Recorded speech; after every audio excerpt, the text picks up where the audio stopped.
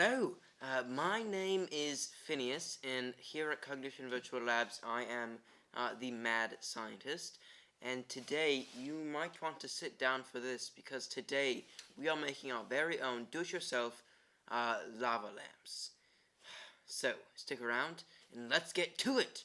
Okay, so, all you are going to need for this DIY lava lamp is a jar of water, filled about 2/3 high. And then you're also going to need some vegetable oil, just the cheap stuff, that's all, some food coloring, and some salt. So, how this works is really pretty simple. So let's start to get everything set up here. So, with a glass of water that is 2/3 full, we want to add about 2 to 3 drops of food coloring. So 1, 2, 3. And I think an extra drop might have gotten in there, but that's okay. Also, it's just cool to watch water flow down. I don't know why, but it is. So there's that. And you want to stir this as well. I always have on me a pencil, which makes actually the perfect stirring utensil.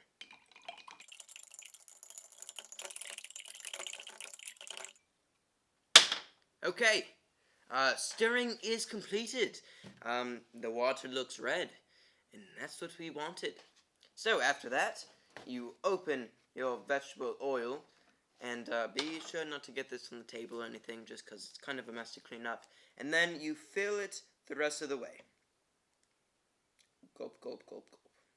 So, as you might know, oil and water don't mix. Now, if you can tell me why, that's amazing. So this is because the oil and the water have different densities, just depending on how smushed together the particles are up against each other. And so the water pushes the oil up to the surface, and you can already see that here. This clear line is actually where the oil is, and you can see if I move it, it moves kind of funny. It's very like, blah, blah, blah. That's the best way I can explain it, honestly. So, right now the oil is at the top. So, and then all you need is a little bit of salt, and you can see those bubbles going back up and down. I don't know if you can see it really well on the camera, but it's really cool. And so what it is that the salt gives something for the oil to adhere to, and it pulls, and it kind of makes this bubble, and it pulls the oil all the way down because it gets heavier, and then it stops here, and then as the salt starts to dissolve, the bubbles rise back up, because there's nothing holding it back down now. So it is really quite simple, and quite cool to think about, actually. So, now, there are many different ways that you could do this experiment. You could just do this simple thing and put it in, or you could also have something with a lid and then turn it upside down and see what happens there. And I'm actually kind of curious, but I don't have a lid, so this might get messy.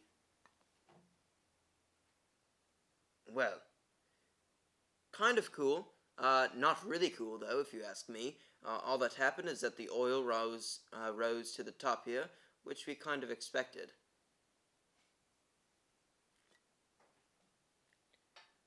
But, nonetheless, now there are some bubbles rising, because I mixed a little bit of oil with that salt at the bottom there. And so that's quite cool. You can also take this a couple steps further, and maybe take a flashlight to it, and see if it looks cooler in the light.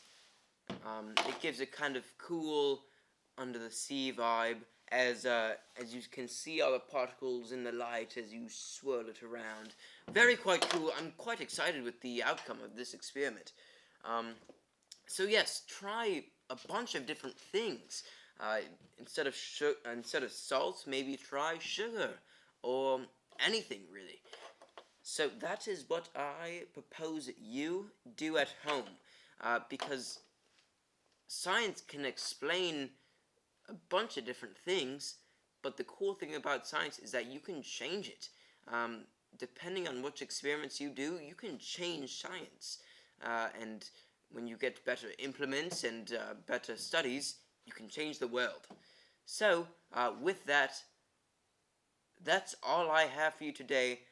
Just wanted to show you this quick, simple DIY lava lamp, and of course, try new things all the time. Try them, see how they work, and then try to make it and do some experiments and have fun with it. Now, of course, if you liked videos like Cognition Virtual Labs, be sure to check out Cognition Summer Camp. This year will be virtual, but it will still be fun.